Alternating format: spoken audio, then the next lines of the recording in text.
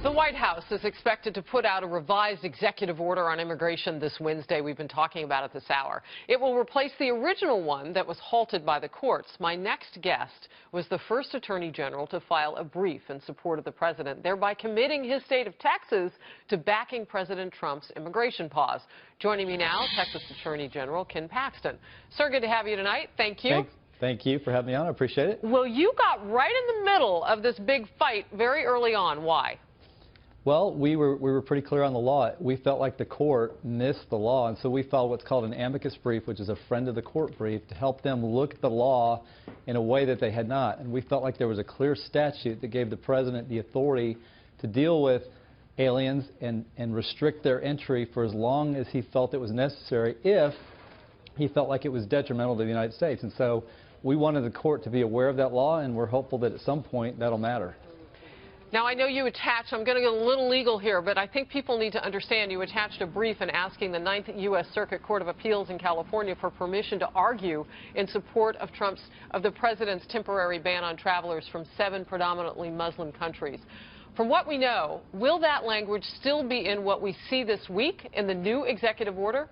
You know what? I don't know, but I expect it to be similar, but maybe some exceptions for green card holders, maybe for dual citizens, maybe a couple of other exceptions. But I would generally expect the executive order to be very similar to what he put out before. I want to talk with you specifically about what Texas is dealing with and how you think that a new executive order would help with that. Well, I mean, we have been asking for help for years from the Obama administration. We've been concerned about refugees and immigrants coming from countries that have a history of terrorism without any vetting, without any information for the state to know what kinds of people we're dealing with. So we've been asking for help. We actually filed a lawsuit a few years ago related to this very issue. So we're actually very pleased that the president's put forward an action like this. Part of the president's plan is to lean on local law enforcement to act as immigration officers in rounding up illegals in our nation. And in fact, in your very state, Houston's mayor I was reading about opted out of this kind of action. Can you force Houston and others to participate?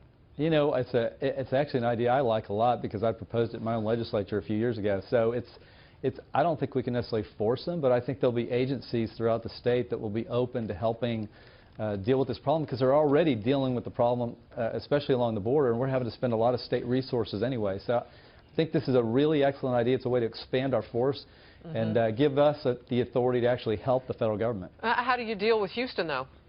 You know, it's going to be case-by-case basis. I think we'll have other agencies that will step in all across the state. So I'm not really that concerned about one mayor. I think that the state will step forward to provide a lot of help.